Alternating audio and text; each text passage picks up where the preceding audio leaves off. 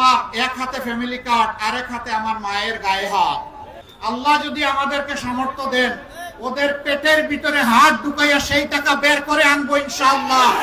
গণভোটে হা দেওয়ার মানে হলো পরিবারতন্ত্র ভেঙে চুরমার হয়ে যাবে। ওই বাংলাদেশটা গড়তে চাই যেই বাংলাদেশের চাঁদাবাজরা আর কাউকে বিরক্ত করার দুঃসাহস দেখাবে না।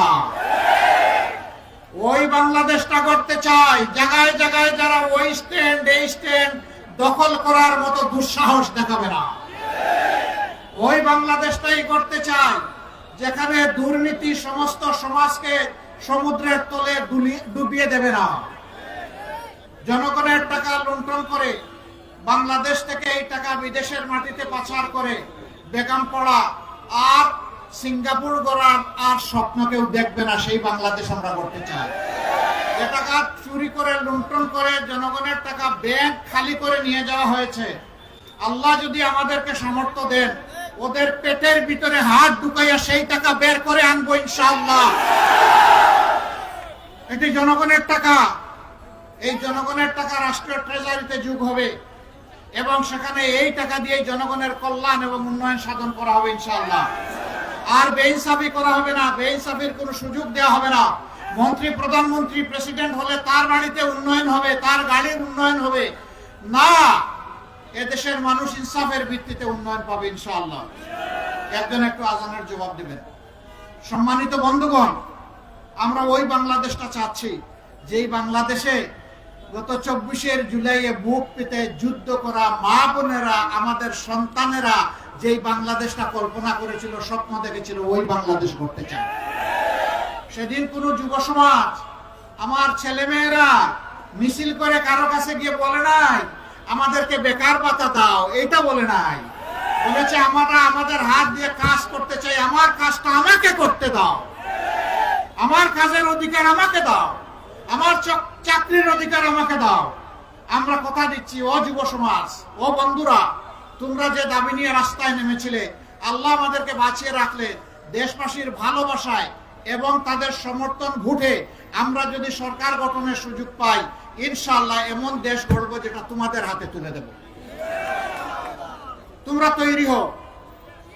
সেদিন তোমরা বাংলাদেশ নামক উড়োজাহাজের ককপিটে বসে ক্যাপ্টেনের দায়িত্ব পালন করবা, আর সেই উড়োজাহাজে আমরা প্যাসেঞ্জার সিটে বসে থাকবো ইনশাআল্লাহ। পিছন থেকে তোমাদেরকে শক্তি যোগাবো। সেই বাংলাদেশ আমরা গড়তে চাচ্ছি। আমাদের যুবকেরা বৈষম্যের বিরুদ্ধে আন্দোলন করেছে, বলেছিল ইউ ওয়ান্ট জাস্টিস। আমরা সব ক্ষেত্রে ন্যায় বিচার চাই। আমরা কথা দিচ্ছি ইনশাআল্লাহ বাংলাদেশে সেই ন্যায় বিচার কায়েম হবে। যে অপরাধ করলে আমার একজন সাধারণ বন্ধুর, শ্রমিকের, মজুরের যে অপরাধে বিচার হয়ে শাস্তি হবে, একই অপরাধ বাংলাদেশের প্রেসিডেন্ট, প্রধানমন্ত্রী, মন্ত্রী, এমপি কেউ করে কেউ ছাড় পাবেন না ইনশাআল্লাহ। একই বিচারের কোপ সবার উপরে পড়বে, সমানভাবে পড়বে। সেই বাংলাদেশ আমরা গড়তে চাই। এই বাংলাদেশ তারাই গড়তে পারবে যারা চাঁদাবাজি করে না, মানুষকে কষ্ট দেয় না, মা বোনের কাপড় খুলে নেওয়ার হুঙ্কার দেয় না, যারা মা বোনের গায়ে হাত তুলে না, যারা মা বোনদেরকে নিজের মা হিসাবে সম্মান করতে জানে, তারাই পারবে আগামীর বাংলাদেশ গড়ে দিতে ইনশাআল্লাহ। আমরা 11টি দল আমরা ঘোষণা দিয়েছি, চাঁদা আমরা নিব না, চাঁদা আমরা কাউকে নিতেও দেব না। আমরা ঘোষণা দিয়েছি দুর্নীতি আমরা করব না, নিজের বগলের নিচে কোনো দুর্নীতিবাজকে আমরা প্রশ্রয় দেব না। আমরা ঘোষণা দিয়েছি ন্যায় বিচার সর্বত্র কায়েম হবে। এই ন্যায় বিচারে হস্তক্ষেপ করার দুঃসাহস কেউ দেখাতে পারবে না। আমরা ঘোষণা দিয়েছি 24-এর যে উত্থান হয়েছিল, যে উত্থানে সমস্ত আবর্জনা বেসে গিয়েছে, সেই 24-এর যে দাবি, সেই দাবি পূরণের জন্য আগামী নতুন বাংলাদেশ চাই। সেই নতুন বাংলাদেশের জন্য আমরা গণভোটে হা দিতে চাই। গণভোটে হা দেওয়ার মানে হলো ফেসিবাদ আর ফিরে আসবে না। গণভোটে হা দেওয়ার মানে হলো পরিবারতন্ত্র ভেঙে চুরমার হয়ে যাবে।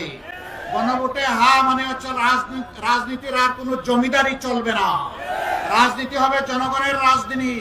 আল্লাহকে সাক্ষী রেখে, আপনাদের এই হাজার জনতাকে সাক্ষী রেখে ঘোষণা করছি, আমরা জামাতে ইসলামীর বিজয় চাই না, আমরা বাংলাদেশের 18 কোটি মানুষের বিজয় চাই।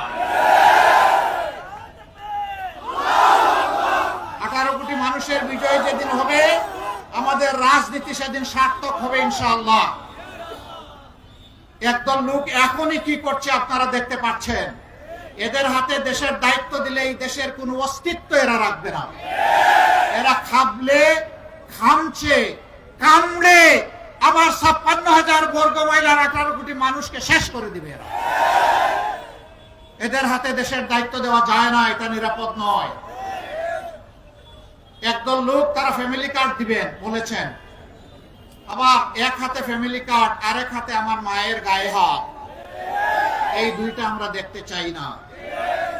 মনে রাখবেন, 24-এর আন্দোলনে কার কি অবদান জানি না, কিন্তু এদেশের মায়েদের অবদান ছিল।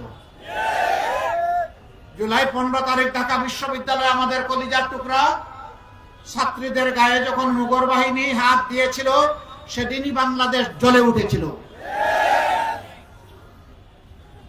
রোকেয়া হল, শামসুন্নাহার হল থেকে প্রতিরোধ গড়ে তোলা হয়েছিল।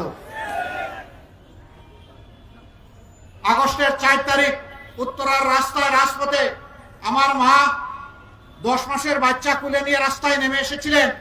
সাংবাদিক বন্ধুরা প্রশ্ন করেছে, আপনি এই সাংঘাতিক কাজ করতে গেলেন কেন? তিনি বললেন, কি করেছি সাংঘাতিক কাজ?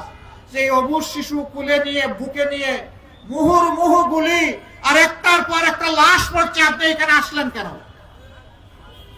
এই ভদ্র মহিলা বলেছিলেন, সো হোয়াট, কি হয়েছে? সন্তান কি আমার একটা? আজকে সারা বাংলাদেশের রাজপথে কোটি কোটি যুবক যুবতী, তরুণ তরুণী যারা নেমেছে, শিশুরা যারা নেমেছে, এই সবগুলো আমার সন্তান। আমি সেই সন্তানদেরকে সাহস যোগাতে এসেছি যে তোমরা বীর মায়ের সন্তান, সামনে এগিয়ে যাও, হয় শাহাদত না হয় ফেসিবাদের পতন, মাঝখানে কিছু নাই। এই মাদেরকে ভুলে গেছেন? এই মাদেরকে ভুললে চলবে না। আমরা আমাদের জীবনের চাইতে মাদের ইজ্জতের মূল্য বেশি বুঝি। যারা এই কাজ করেন তাদেরকে বিনয়ের সাথে কোর্ট জুড়ে অনুরোধ করবো, এই অপকর্ম থেকে সরে আসেন। মাদেরকে সম্মান দিন। যদি আপনার মাকে আপনি সম্মান দিতে পারেন, বাংলাদেশের 9 কোটি মাকে আপনি সম্মান দিতে পারবেন। আর যারা নিজের মাকে সম্মান দিতে পারে না, তারা দুর্ভাগা, তারা অন্য কোন নারীকে সম্মান করতে পারবে না। আমরা সাবধান করে দিচ্ছি, সব সহ্য করব, মায়ের ইজ্জতে টান দিবেন এটা বরদাস্ত করব না।